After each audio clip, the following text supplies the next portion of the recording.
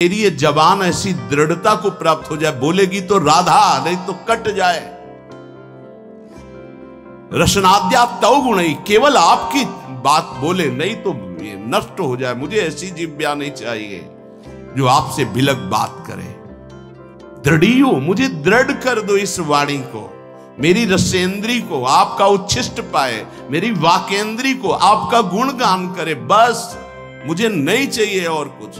राधा राधा राधा, क्या दुर्लभ रह जाएगा, क्या चाहिए।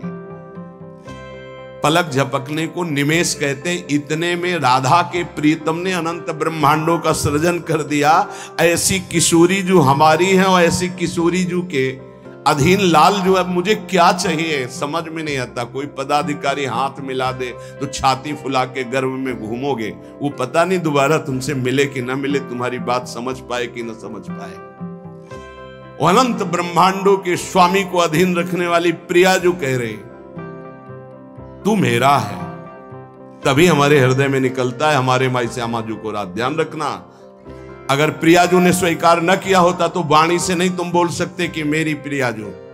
ये तभी बोल सकते हो जब प्रियाजू ने स्वीकार किया है। तभी यहां बैठे हो वृंदावन में प्रियाजू के घर में, तभी आप प्रियाजू के निज जनों से प्रियाजू की बात सुन रहे हो। स्वीकार करो पहले कि प्रियाजू ने तुम्हें स्वीकार किया है। हे स्वामिनी जू, मुझे ऐसी दृढ़ता दे दो, निर्माणा भवतु रसनाद्या तव गुणई, मेरी जबान अनन्य हो जाए, केवल राधा यश गान करे, राधा बोले। सदा स्थातुम कांखे विपिनवर कुंजे तव नवयो, प्रियाजू मेरे शरीर को ऐसा कर दो कि वृंदावन छोड़ के ना जाए।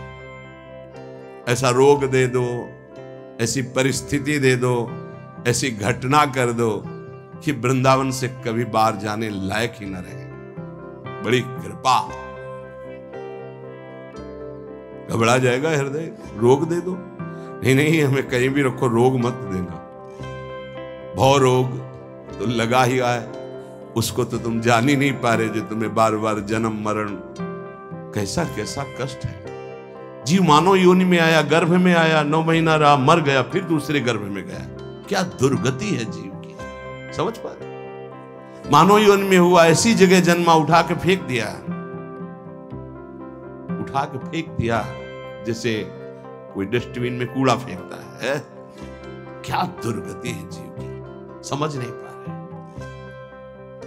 आज तुम विवेकवान हो, बुद्धिमान हो, स्वस्थ हो, प्राप्त कर लो प्रभु को, नहीं कल पछताना पड़ेगा।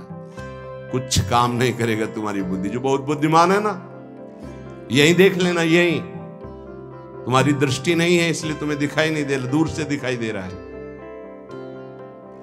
कल जैसे बोले थे आज फिर बोल रहे हैं, यदि प्रभु के चरणों का आश्रय नहीं लोगे, नाम जप नहीं करोगे, शास्त्र मर्यादा का उल्लंघन करोगे, कोई भी हो, कितनी भी ऊंचाई, कितने भी बड़े पद में, कहीं भी तुम्हारा जितना भी वैभव है, तुम्हें संतोष नहीं प्रदान कर सकता। तुम्हारी चेतना तुम्हें जलाएगी। देख लेना, चिंता, शोक, भय, डिप्रेशन, दुख, इससे मुक्त नहीं हो सकते। कागज में लिख लो चाहे दिमाग में लिख लो। आज पुण्य काम कर रहे हैं तो खूब जय जय, और कल हमें बताना जब पुण्य का नंबर बदलेगा, तब तुम्हें उत्तर मिलेगा कि जीवन का तुमने क्या वस्तु खोया। जहां से बनना था वहीं नास्तिकता ले आए, अब क्या तुम्हारे अंदर रह गया है।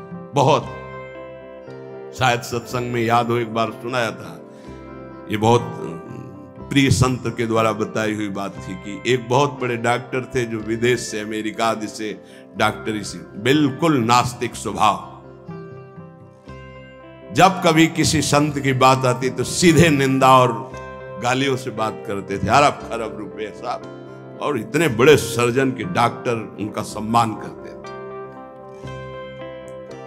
एक बार किसी संत ने उनको समझाया कि डॉक्टर साहब आप बहुत बड़े हैं, लेकिन इतने बड़े नहीं कि माया के थप्पड़ को झेल जाए, इसलिए भगवान से तो नास्तिक। कौन भगवान, कैसा भगवान, कहां भगवान। तो उनका एक बार जीवन में मैं स्वयं मिलूंगा आपसे आकर। संतों का स्वभाव होता है बहुत जिद्दी। एक बार मैं आपके दर्शन करूंगा आकर और आपसे यही प्रश्न करूंगा। आज मैं नोट कर लेता हूं आपका प्रश्न, और उत्तर मैं उस समय दूंगा आकर के।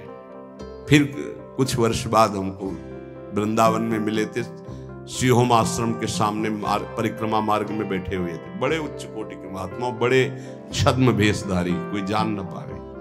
तब उन्होंने बताया उनका कुछ समय बाद एक्सीडेंट हुआ, मेरुदंड 6 जगह से टूट गई। मेरुदंड, अब हालत जानते हो मेरुदंड टूटने वाले की क्या होती है? जिंदा मरा हुआ आदमी, मरा हुआ तो ठीक है, लेकिन जिंदा मरा हुआ आदमी, जब उनको ये पता चली वो गए अस्पताल में। डॉक्टर साहब पहचाना, रो पड़े, धीरे से बोले बचा लो। उनका अब तो गुंजाइश नहीं, अब तो अकर्म लागू हो गया, अपना दंड देने में अब नहीं हो सकता। अब एक बात कहूं, अंतिम बना लो अगर तो नाम जपना। बोले बोल दो, कुछ भी नाम बोल दो, कुछ भी बता दो। अब मैं मान गया कि कोई ईश्वर है जिसके आगे किसी की नहीं, अब मैं किसी काम का नहीं रह गया। मेरी सब पढ़ाई लिखाई डॉक्टरी व्यर्थ हो गई, मेरा जीवन अब मृत्यु शैया पे पड़ा है। बोले अब बोलो राम, अब बोलो। हमें लगता है उन डॉक्टर के ऊपर बहुत कृपा पहले से ही हो गई थी, तो ये परिस्थिति आई और अंतिम बन गया। संत के द्वारा भगवान नाम उच्चारण करवाना और आर्त भाव से भगवान को पुकारना, कई ऐसे उदाहरण, इसीलिए हम चीख के कहते हैं कि कोई भी हो, कहीं भी हो, कुछ भी कर लो, जब तक भगवद आश्रय नहीं लोगे तब तक शांति तुम्हारे अंदर नहीं, विश्राम नहीं। ये चिंता, शोक, भय, मृत्यु तुम्हें दंड देके रहेगी, तुम्हें त्रास देके रहेगी। हम ये नहीं कहते कि भजन करने वालों को रोग नहीं आता, दुख नहीं आता, विपत्ति नहीं आती, लेकिन 100 ग्राम विपत्ति 1 किलो संपत्ति क्या करेगी? 100 ग्राम विपत्ति का दुख हो, 1 किलो संपत्ति का सुख क्या करेगा? कौन सी आनंद संपत्ति? ये तो दुख गणना में ही नहीं है उस सुख के आगे, लेकिन हम तुम्हें इशारे में बता रहे हैं। 100 ग्राम दुख और 900 ग्राम सुख उसके ऊपर लदा रहता है, वो कुछ नहीं कर पाता। भगवद आश्रित के हृदय को तुम नहीं जान पाओगे, तुम भी भगवद आश्रित हो जाओ। सदा स्थातुम कांखे विपिन वर कुंजे चनवयो। ऐसी कृपा कर दो श्री जी कि धाम से जाने योग्य न रह जाए, ऐसी कृपा कर। बड़ी कृपा होती है। जैसे कोई जंगली जानवर होता है ना, और उसको काबू में जब किया जाता है तो गांव में एक लंगड़ डाला जाता है। अब वो उतने ही कदम चल पाएगा जितने में उसको चारा मिले, बस। ऐसे ही श्री जी जब कृपा करती है तो किसी असाध्य रोग का लंगड़ डाल देती है। बस जियो चुपचाप, कैसे? राधा राधा राधा, और आ जाओ हमारे पास। ये बड़ा सौभाग्य होता है, बड़ा सौभाग्य। अभी नौजवान एक परसों के आए थे, यहां कैंसर था। खैर मैंने आपको गुरु मान लिया, अब राधा राधा राधा, अब एक श्वास भी नहीं राधा नाम से अलग जाएगी। बस मुझे कोई आशीर्वाद नहीं, बना रहे बस राधा राधा, छूटे। कितनी कृपा हो गई। कोई अपने जीवन की जब निराशा की स्थिति को देखता है तब आशा उसकी बनती भगवत प्राप्ति की। अब तो गया भाई, अब तो राधा राधा। हम तो कहते प्रणाम है भगवान की इस विधान को, प्रणाम है उस दुख, उस रोग को जिसने निश्चय करा दिया कि अब तो राधा राधा राधा। बड़े भाग्य की बात है ये, यद्यपि बर्दाश्त नहीं होगा भाग्य सबको। सदा स्थातुम, वृंदावन से न जा पाऊं, आपका आश्रय न छूटे, आपका नाम न छूटे, ऐसी परिस्थिति दे दो। ये बहुत मंगलकारी परिस्थिति है। भगवान कृपा करें भोग लायक न रह जाएं, भगवान कृपा करें जगत लायक न रह जाएं, भगवान कृपा करे हमसे कोई प्यार न करे। बर्दाश्त होगी ये बात? एक हो गया, ऐसी कृपा हमें सुनना भी नहीं। हमारी आकांक्षाएं जगत की है, ये जरूर सुनना। यही हमारे जीवन की दुर्दशा है जो हमको प्रभु से विमुख किए हैं। एक बार हम एक संत भगवान के मुख से सुना कि असाध्य रोग भगवान की विशुद्ध कृपा से प्राप्त होता है।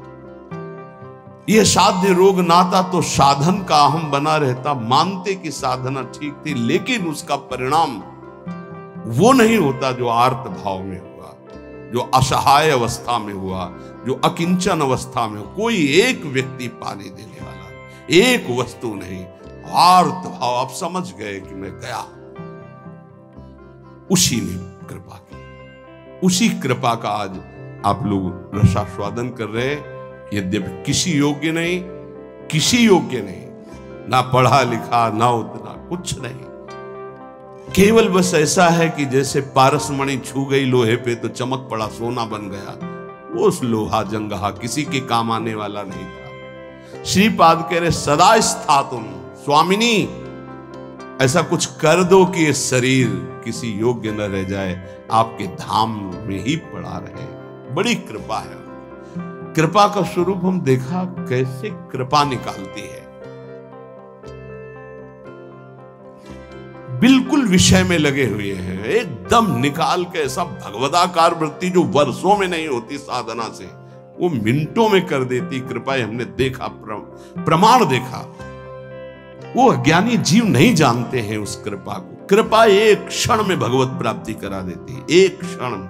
साधना तो असाधनों का त्याग करने के लिए होती, कृपा के लिए साधन असाधन कुछ मतलब। बाढ़ आई तो सब बहा के ले गई। ये कृपा बाढ़ है। श्रीपाद करे ऐसी कृपा कर दो कि मेरा जीवन सिर्फ वृंदावन।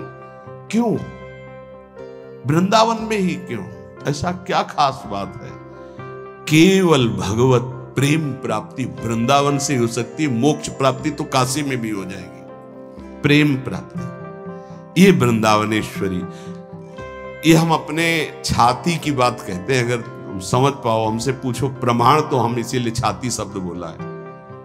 यहां जब शरीर छूटता है तो वृंदा सखी, जैसे अभी इशारा हुआ था ना, इसमें निदेशात संप्राप्तो वर युवती युग्मम प्रिवहु। दो सखियों को आदेश किया, सब सखियों को बुला और पुष्पांजलि अर्पित करो। इशारा हुआ वृंदा सखी का, लताओं को इशारा हुआ, झंकृत। ऐसे यहां वृंदा सखी इशारा करती। ये जीव हमारे तत्काल सहचर्या की, और जिसने जीवन भर राधा राधा पुकारा है, यहां शरीर छूटता है तो स्वयं श्री जी आती है। ये हम छाती की बात कह रहा हूं, स्वयं श्री जी आती है। क्योंकि कुछ बातें ऐसी होती है जिनकी सामर्थ्य नहीं जबान से कह सकूं, वो छाती में छुपी ही रहती है। इसलिए तुम्हें एक बात बता रहा हूं, यदि आप किसी योग्य ना होना और आपको लगे कि मुझे भगवत प्राप्ति करनी, तो धाम आके पड़े रहना। भगवत प्राप्ति पक्का, पड़े रहना धाम में। जब आपको लगे कि मेरी क्षमता खत्म हो चुकी है, अब मैं किसी काम का नहीं रहा, भगवत प्राप्ति का कोई संभावना भी नहीं मेरे अंदर, तो यहां पड़े रहना, भगवत प्राप्ति हो जाएगी। श्रीपाद करे सुखम पश्ये क्रीड़ाम।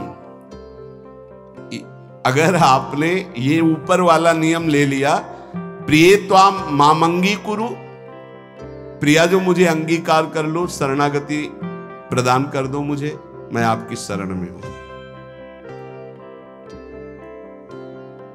बहुत कृपालु लाडली है, बहुत प्रतिकूलता कृपा से मिलती है, बहुत प्रतिकूलता। श्री सुधाने जी के बार बार श्लोक, कब ऐसा होगा, कब ऐसा होगा, गायन करके एकदम शिथिलता। तुम मां मंगी, मुझे स्वीकार, प्रिय अर्जुन स्वीकार।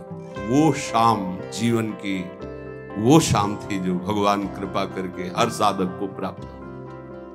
हर साधक को, हर जिज्ञासु को, हर प्रेमी को ऐसी शाम प्राप्त हो जिस शाम में विश्राम मिल जाए। हे तू मेरा, मेरे लिए ही तो साधना होती है। मैं जब कह रही तू मेरा, फिर तेरे को क्या चिंता।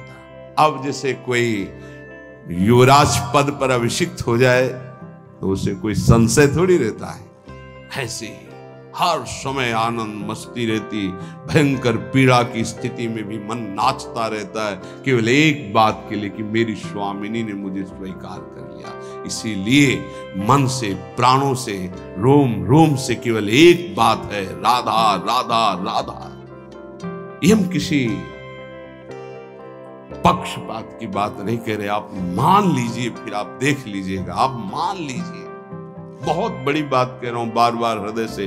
हमारी स्वामिनी का ऐसा स्वभाव, ऐसा प्रभाव अद्वितीय है, ना ऐसा सुना, न देखा, ना अनुभव किया। सुखम पश्ये क्रीड़ाम प्रणय रस युक्ताम ही युवयो। मैं सुख पूर्वक इस वृंदावन की भूमि में पड़ा पड़ा प्रेम दृष्टि से अपने युगल सरकार की लीला को देखता रहूंगा। गुरु कृपा है केवल, गुरुदेव की कृपा से ही ये निष्ठा प्राप्त होती है कि वृंदावन वृंदावन, प्राण वृंदावन, जीवन वृंदावन, सर्वस्व वृंदावन। एक दिन बैठे बैठे हृदय से स्फुरित हुआ था, जो एक दो बार गाया है। ये हृदय की पूरी मनन की हुई बात आपको, जो एक दो बार पद गा करके सबको सुना, ये हृदय से केवल है।